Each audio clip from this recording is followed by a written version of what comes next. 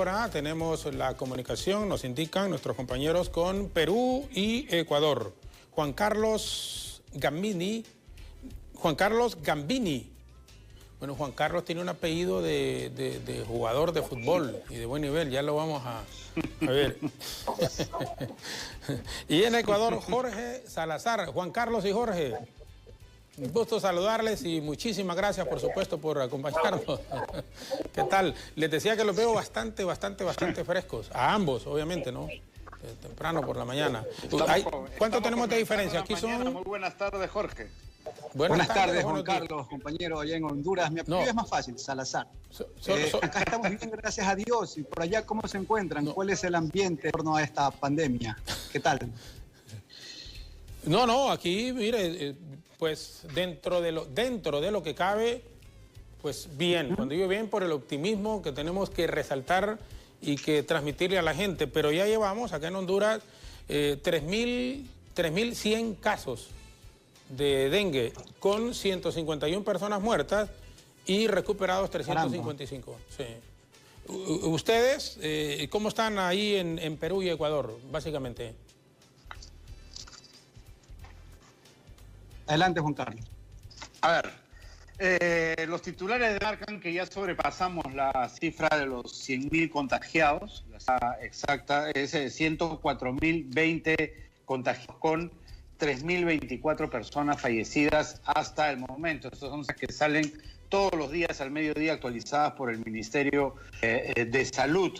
Se han tomado casi 1 millón de pruebas, 715.423 pruebas a ciudadanos, y tiene hospitalizadas a 7.533 personas, de las cuales 869 están necesitando cuidados intensivos con respiración artificial. Y ese es el número preocupante, porque cuando empezó el estado de emergencia, el 15 de marzo pasado, el estado contaba con 100 camas disponibles de unidades de cuidados intensivos. En lo que ha ido de la pandemia se han ido aumentando. Esta ha sido la principal preocupación del gobierno, de irle ganando a la cifra de personas que van necesitando cuidados especiales para salvarle la vida. Tenemos alrededor de unas 1.000 camas, de las cuales ya casi todas están ocupadas, y diferenciando regiones, porque Lima tiene casi el 80% de los contagiados, con más de 67.000 de esos 100.000 que les hablaba, pero hay provincias donde también hay un número y ya las camas empiezan a faltar y se tiene que atender a los enfermos en pasillos de hospitales, y esa es la principal preocupación que existe acá en el país, que en algún momento las nos termine por rebasar y ya haya que elegir, como en algún momento en Europa, a quién dejamos morir y a quién salvamos según los pronósticos de recuperación. Sí, bueno, estamos hablando que esa es la preocupación, Juan Carlos, que se tiene a nivel del país en Perú, pero Jorge, en Ecuador hay una situación muy similar, aun cuando el número de contagiados confirmados difiere de Perú, porque en Ecuador estamos hablando de unas 34.850 personas aproximadamente contagiadas, con 2.888 muertos, contra 3.024 que se dan ahí en Perú, de acuerdo a lo que nos dice Juan Carlos. Efectivamente, antes que nada precisar, estoy ubicado en Guayaquil, la ciudad más grande de Ecuador, epicentro de esta pandemia, la ciudad más afectada, que hoy en día podríamos decir ya está despertando de esta pesadilla que vivimos hace aproximadamente 2 meses. Recordarán los cadáveres por doquier, dentro y fuera de domicilios, situación que caotizó no solamente Ecuador, sino la percepción del resto del mundo. Así es, como lo señalas, aproximadamente 35 casos confirmados y 2.800 personas ya fallecidas. Esto según las cifras que da a conocer el COE Nacional, el Comité de Operaciones de Emergencia acá en Ecuador. Ojo, que más de 13.000 de estos casos se registran únicamente en Guayaquil, como dije en un comienzo, ciudad que ha sufrido los estragos de esta pandemia. Según un análisis realizado por el municipio, se estima que entre el 33 y 40% de la población ya habría tenido el COVID-19. Estamos hablando en cifras de aproximadamente 1 millón de personas, cerca del 40% de habitantes de esta ciudad. Y en números globales, de acuerdo a cifras del Registro Civil y varios cementerios, se establece que al menos unas 10.000 personas han fallecido durante esta epidemia, durante esta etapa en el puerto principal, es decir, en Guayaquil. Sí. Adicionalmente a los muertos, a los fallecidos que se daban regularmente acá en esta urbe. Y en cuanto a consecuencias colaterales, a daños colaterales, pues Ecuador ya ha reportado una pérdida de 12.000 millones de dólares y 150.000 desempleados actualmente, queridos compañeros.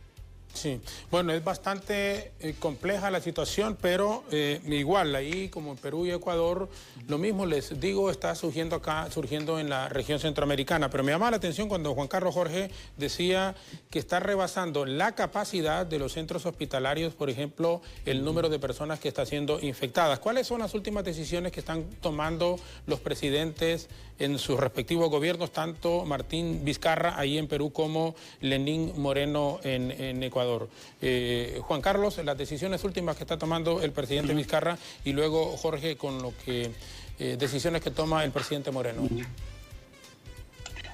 Además, Jorge, de pulso a aumentar el número de camas. Obviamente esto es muy difícil porque se necesitan respiradores. Estos se tienen que comprar básicamente en China, están escaseando e incluso llegó un lote al país, pero que no tenía las especificatorias para tratar pacientes con COVID-19 y se tuvo que regresar el producto al Asia, lo cual le retrasó el sistema. Y a esto se suma, y esta es la que está dando vueltas hace algunos días, que todos los medicamentos, como la citromicina, la isocloriquina, que se necesitan para el tratamiento de pacientes que están haciendo síntomas graves de coronavirus, están prácticamente desaparecidos de todas las farmacias y cuando se encuentran a precios 10, 15 veces por sobre el valor regular. Esta es una de las acciones que ha tomado el día de ayer el presidente junto con su consejo de ministros, obligando a que todas las farmacias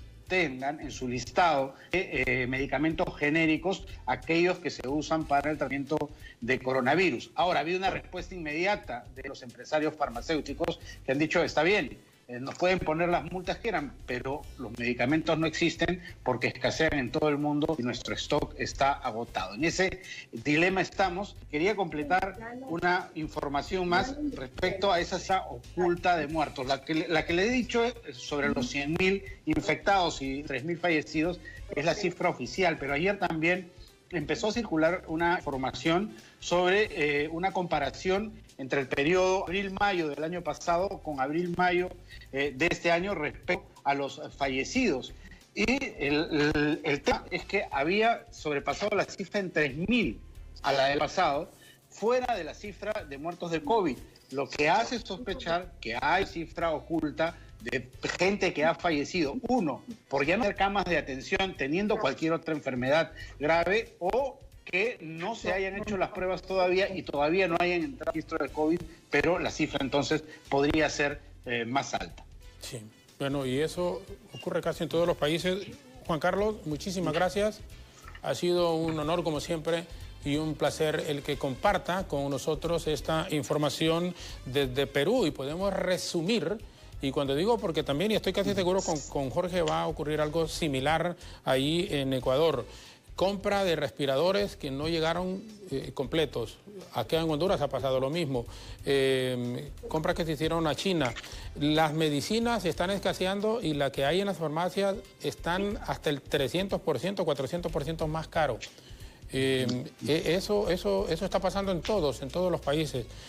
Así que es algo muy similar. Pero sí, las cifras oficiales, las que usted dice, se manejan en este momento 3.024 muertes, pero son las oficiales. Podría, y ayer usted mismo nos dice que se estuvieron manejando probablemente el número de personas mayores, muertas, a las 104 también contagiadas confirmadas en el momento. En Ecuador, propiamente, Jorge, agradeciendo una vez más, Juan Carlos, algún dato adicional que quiera manejar, por favor, en este momento, con el agradecimiento permanente siempre en estas comunicaciones. Primero, Juan Carlos, y luego finalizamos con Jorge. Bueno, solo completar la información con que este 24 de mayo ya se vence el estado de emergencia, todo hace prever, finalmente se levante, pero con muchas restricciones, sobre todo en apertura de comercios. Esto no va a ocurrir, ya lo ha dicho el presidente, van a haber centros comerciales, nada de espectáculos masivos todavía. Las clases que se están llevando de manera virtual, tanto en universidades como en colegios, van a permanecer lo más probable hasta fin de año, teniendo en cuenta que tenemos 45% de la economía parada por esta pandemia. Juan Carlos, muchísimas gracias, de veras. Gracias una vez más. Saludos cordiales. Juan Carlos Gambini desde Perú. Gambini es verdad, Juan Carlos. Gambini. De origen italiano. Sí, de origen italiano. Juan Carlos, muchas gracias, mucho cariño, muchas gracias. Gracias, hasta luego, un placer. Saludos, igualmente, un placer. Jorge Salazar. Así es. Les comento que los casos de corrupción en Ecuador no ha sido la excepción, pero les comento que acá no solamente se han metido con las personas enfermas, sino también con los fallecidos, pues existió sobreprecio en la compra de fundas o bolsas para embalar cadáveres, en las cuales su precio oscila entre 12 a 14 dólares, pues muchos hospitales del IES las estaban comprando a 148 dólares, 10 veces más de su costo real. Y bueno, creo que en las últimas 48 horas el presidente de la República, Lenín Moreno, a través de la Nacional, ha manifestado ya varias medidas, ha informado acerca de estas medidas que se han tomado, pero en cuanto a las ayudas, pues al menos 4 millones de personas acá en Ecuador de escasos recursos, personas que no tienen un trabajo fijo, han recibido raciones alimenticias y cerca de 1 millón han recibido 120 dólares como un bono único para que puedan paliar, para que puedan sobrellevar esta acción. En cuanto a las medidas, pues el primer mandatario ya ha anunciado la eliminación de varias empresas públicas.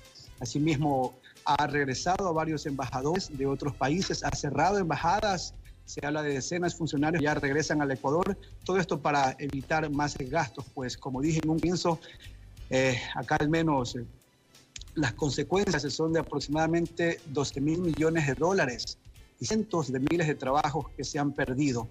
Y de esta manera, pues, en base a estas medidas que se han tomado, se busca que el país salga nuevamente adelante. En cuanto a los habitantes de Guayaquil y de otras ciudades, pues ya empiezan a flexibilizarse las medidas restrictivas. Por ejemplo, Guayaquil el miércoles, el día de ayer, ya pasó del color rojo al color amarillo. Esto significa que ya los vehículos pueden salir durante 2 días a la semana. Antes solamente salir los carros un día a la semana, ahora 2 días a la semana.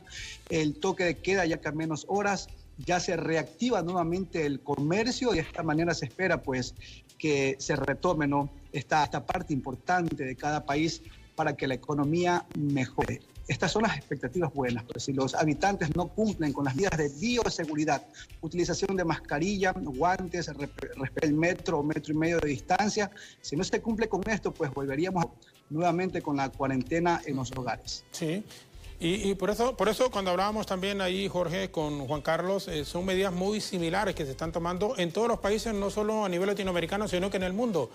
Al querer reactivar la economía, si no resulta, si la gente no lo hace en forma ordenada, pues hombre, vuelve el confinamiento, vuelven a tomar las decisiones los gobiernos, en ese caso el del presidente Moreno, ahí con ustedes, igual lo mismo acá. Ahora, ¿por qué, siendo Quito la capital? Porque generalmente en casi todos los países siempre es en la capital en donde hay más casos y más muertes por los números poblacionales. ¿Por qué en Guayaquil es el número mayor de muertos y la zona más afectada y no Quito? Existen varios factores. Uno de ellos, pues, llegó el posible caso cero. La primer paciente con COVID-19 estuvo acá en Guayaquil en varias casas asistenciales, en varios hospitales. Otro motivo, pues también acá en la costa, en Guayaquil estábamos de vacaciones, el periodo escolar había terminado y por lo regular las personas suelen viajar mucho. Fueron al exterior, principalmente a países de Europa. Al parecer allá se contagiaron del coronavirus, regresaron acá a Guayaquil y se propagó esto. Ya también de lo que se denuncian, ¿no?, de la falta de protocolos para evitar este tipo de contagios. Estos son uno de los motivos. Por ejemplo, el caso de la paciente cero, que ya se sospecha que no fue la paciente cero, que ya habrían otros casos antes. Pues bueno, la señora que lastimosamente falleció, ella recorrió varias regiones de Ecuador. estuvo en la costa, en la sierra, estuvo en diferentes provincias, y esto no hizo más pues que esparcir este virus que acarreó lo que vivimos actualmente, ¿no? Que en Ecuador más de 35.000 casos confirmados. Sí. Bueno, perfecto. Jorge, muchísimas gracias. Siempre es muy amable y agradecemos el que esté siempre dispuesto a ayudarnos en estos enlaces que tenemos con ustedes. Así que gracias y muy buenos días. Ahí son las 9:41, ¿verdad? Una hora nos llevan. Así es. 9:41. A las órdenes siempre. Bendiciones. Un abrazo. Bendiciones. Tocayo Jorge Salazar desde Ecuador. Nos ha actualizado los datos, e igual Juan Carlos Gambini desde Perú también. Y resumimos los casos confirmados en Perú: 104.020 confirmados, 41.968 recuperados, 3.024 muertos. Esto en Perú. En Ecuador, 34.854 confirmados, 3.536 recuperados y 2.888 muertos. Colegas, amigos, un abrazo fuerte desde Honduras, saludos y les agradecemos una vez más.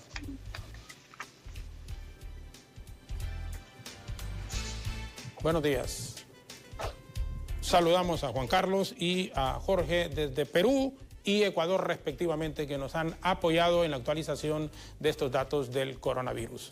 Vamos a la pausa. Alejandra Rivera, Evelyn Sosa continúan aquí con Hola Honduras hasta las 9 en punto de la mañana, recordándoles que mañana a las 7 tendremos a la colega Neida Sandoval desde Estados Unidos. Neida es la periodista más galardonada y que más éxito ha tenido hondureña en el exterior, por supuesto, y estará conversando con nosotros en el diálogo que tendremos mañana. La pausa breve y Ale junto a Evelyn continúan aquí con Hola Honduras. Muchísimas gracias y que Dios les bendiga.